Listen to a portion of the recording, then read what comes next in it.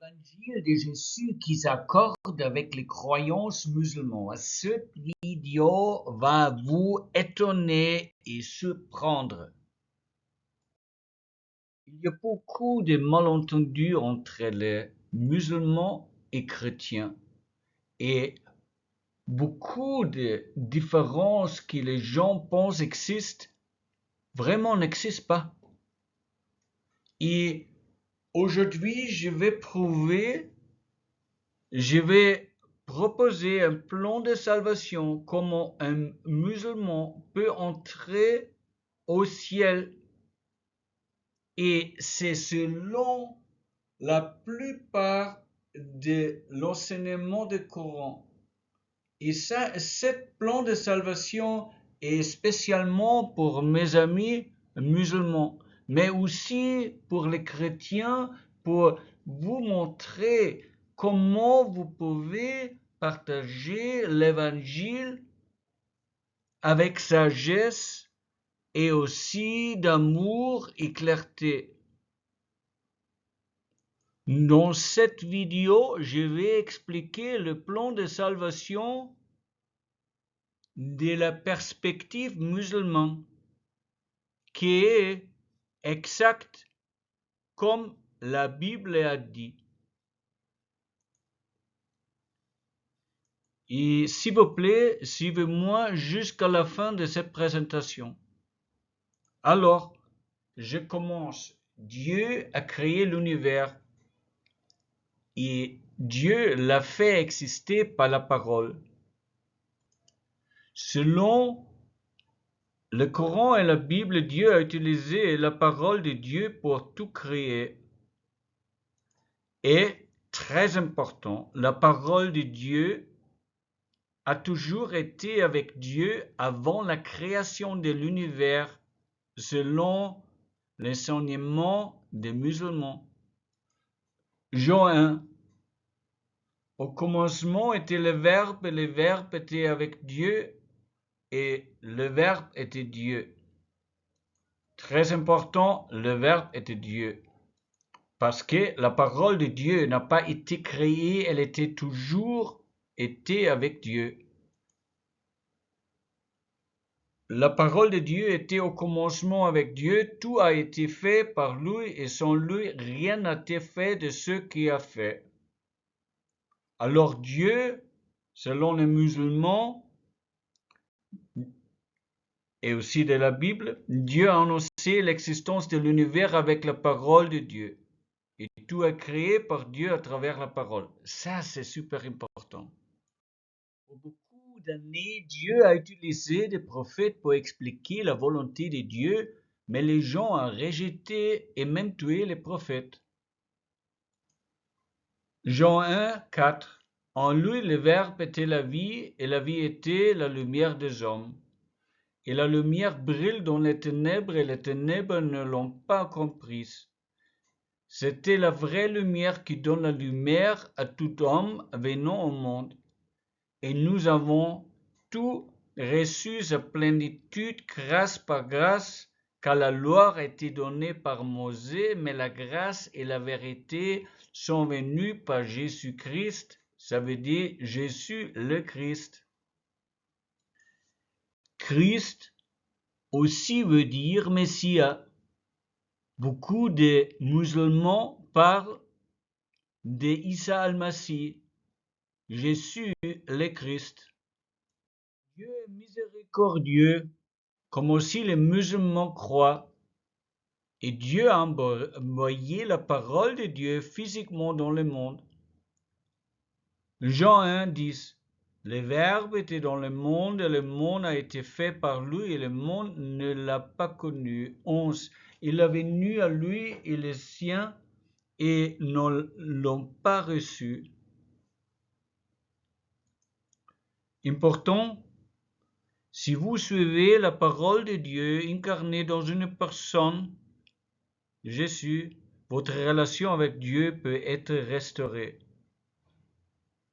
Jean 1, 12. Mais à tous ceux qui l'ont reçu, il a donné à tous ceux qui croyaient en son nom le droit de devenir enfants de Dieu.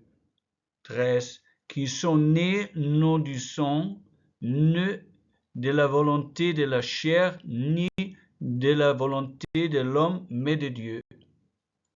La parole de Dieu naît miraculeusement en tant que personne physique par la naissance virginale, le seul temps dans l'histoire de l'humanité.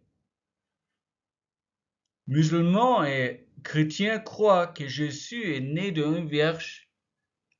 L'Esprit de Dieu souffla en Marie, sa mère, et elle tomba enceinte. Voilà, il n'y a qu'un seul Dieu. Jésus est né de Marie, et Jésus n'a pas de père humain. C'est très important. Jean 1,14. Et le Verbe se fait chair, il habitait parmi nous, et nous avons contemplé sa gloire, la gloire du Fils unique du Père, plein de grâce et de vérité. Le Dieu Tout-Puissant peut faire tout. Dieu peut donner à la parole de Dieu un corps physique pour interagir directement avec les gens. Adam a été formé à partir du sol, mais Jésus est la seule personne dans l'histoire de l'humanité née d'une mère vierge. Jésus est très spécial. Alors, que signifie Fils de Dieu? Ici, il y a beaucoup de malentendus, pas nécessaires, et ce soir, on va expliquer. Alors, les musulmans et les chrétiens sont d'accord dans toutes les choses, et je vais l'expliquer. Jésus est né de la Vierge Marie. Mais Jésus n'a pas de père humain.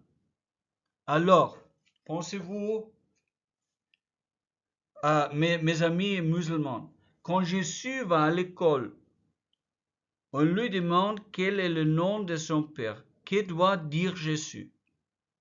Bon, Jésus toujours dit la vérité, alors il dit, avec raison, je n'ai pas de père humain, l'Esprit de Dieu est descendu sur ma mère, vierge, et elle est tombée enceinte. Mais le professeur, bon, c'est un très long nom. Alors le professeur écrit Fils de Dieu. Ce n'est pas la meilleure formalisation, mais cette abréviation d'un concept. L'Esprit de Dieu a fait vivre Jésus par sa mère qui était vierge, et sa mère vierge a donné naissance à Jésus.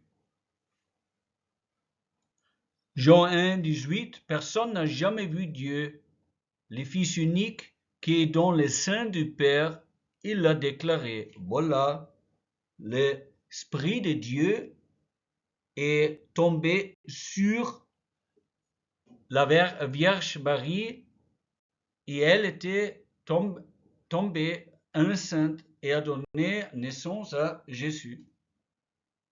Les musulmans croient que Jésus a vécu une vie parfaite sur terre. Le Coran dit que Jésus était parfait dès sa naissance. Il n'a même pas commis un péché mineur, mieux que tous les autres prophètes.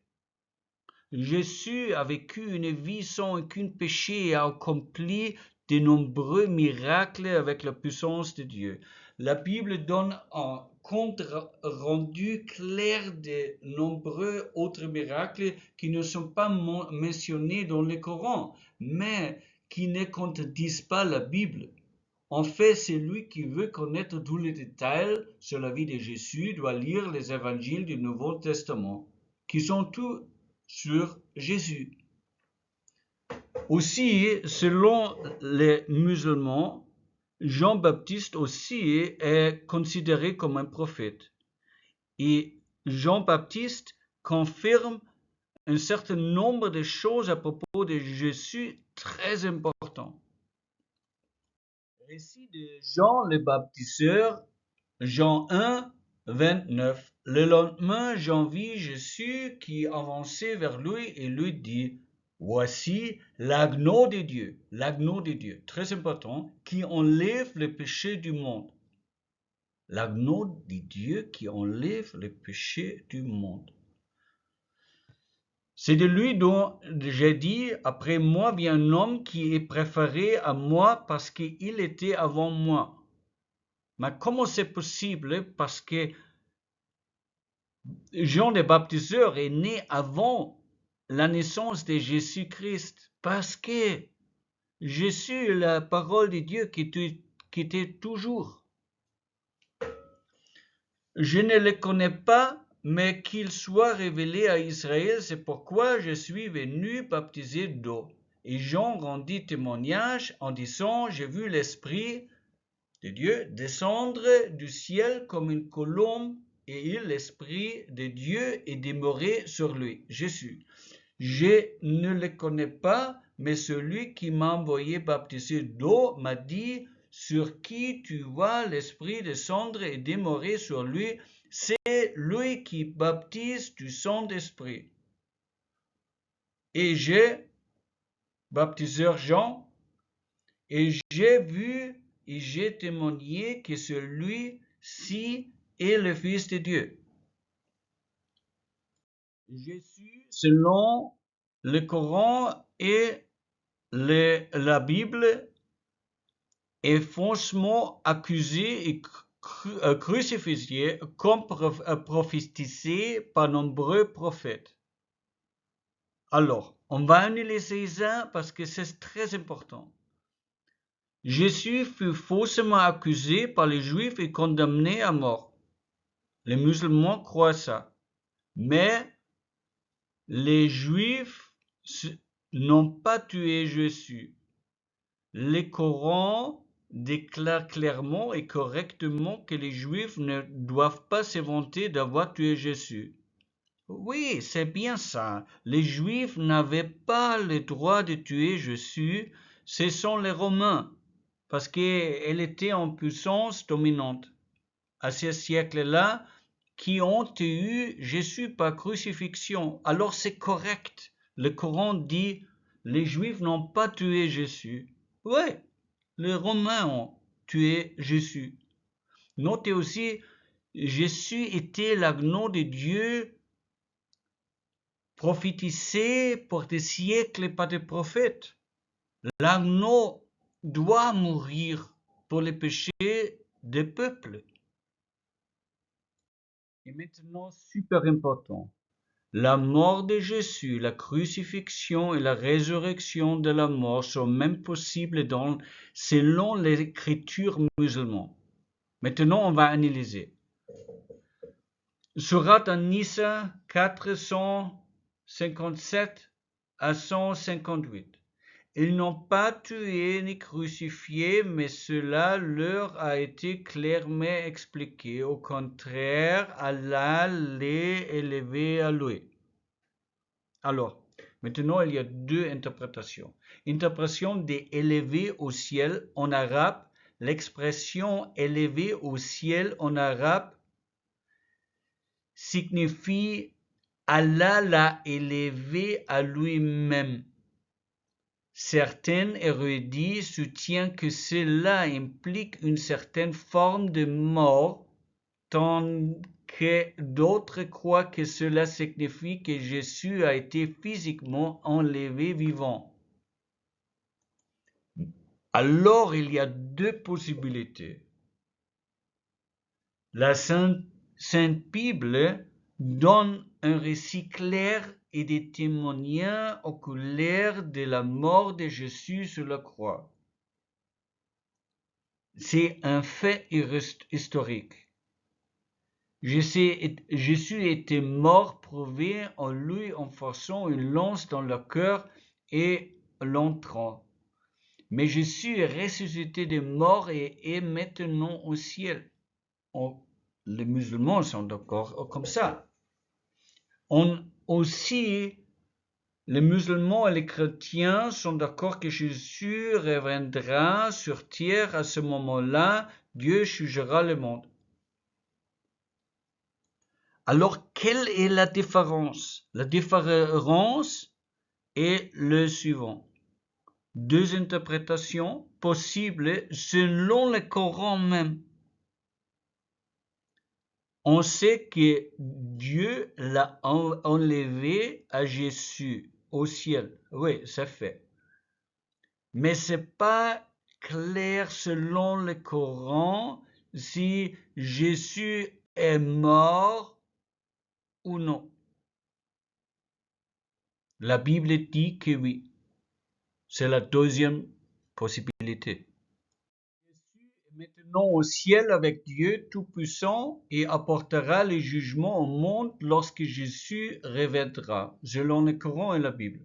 Jésus a été élevé au ciel, ainsi Jésus sait comment aller au ciel et il peut nous dire comment y arriver. En fait, tout son ministère sur terre était sur le point d'enseigner aux gens les chemins sûrs pour aller au ciel.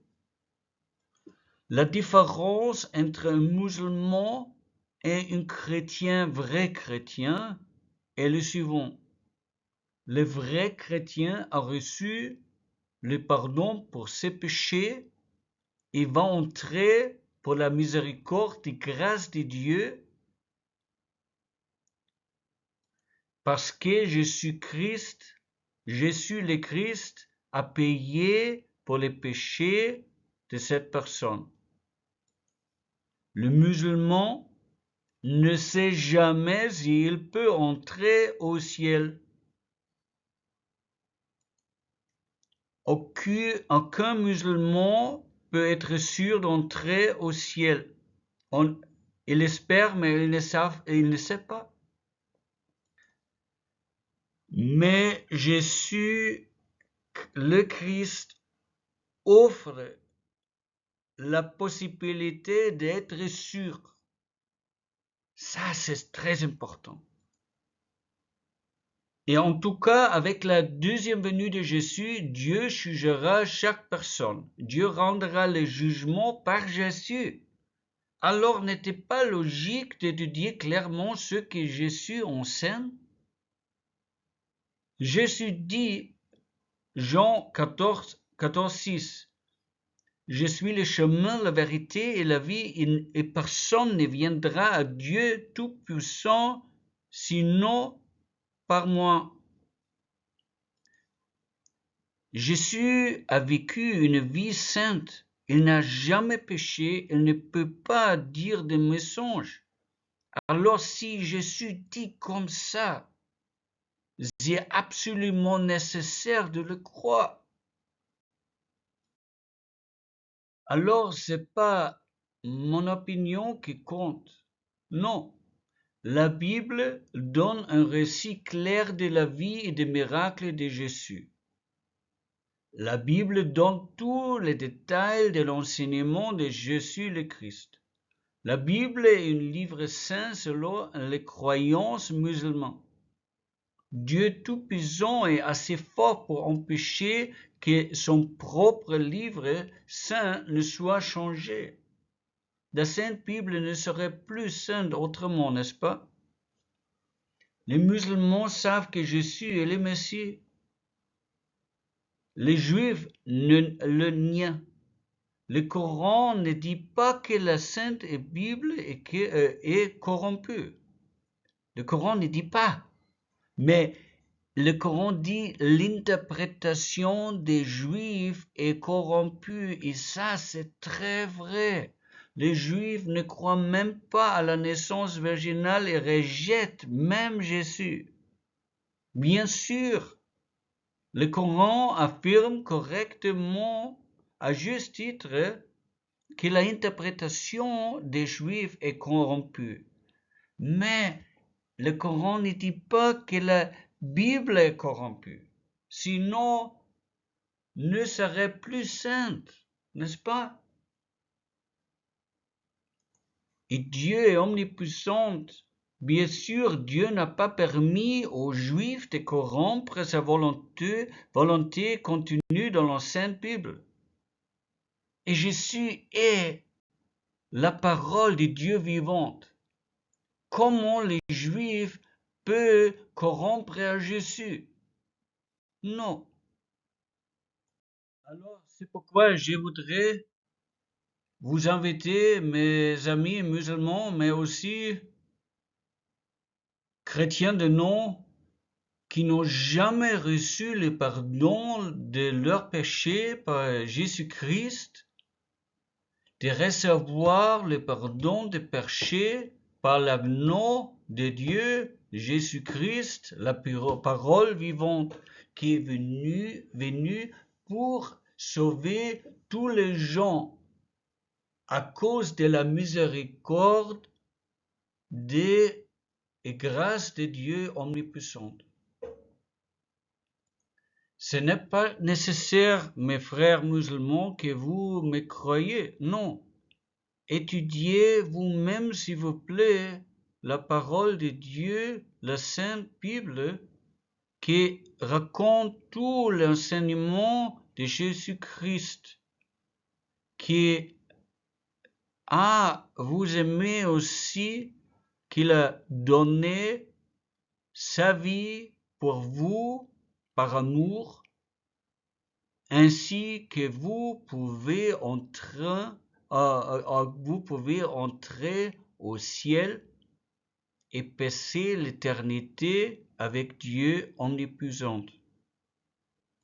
C'est un don de grâce et de miséricorde, parce que Dieu est un Dieu de grâce et de miséricorde, mais aussi il est un Dieu juste. Il faut juger le péché de notre côté. Alors vous pouvez payer pour votre péché séparé de Dieu pour l'éternité, ou vous pouvez recevoir le don de grâce que Jésus vous offre. Et aussi facile et simple. J'espère que vous prenez cette décision et en toute façon que vous étudiez la sainte livre qui est la Bible, la parole de Dieu. Merci pour votre attention et si vous avez des questions, vous pouvez me contacter sur WhatsApp et email.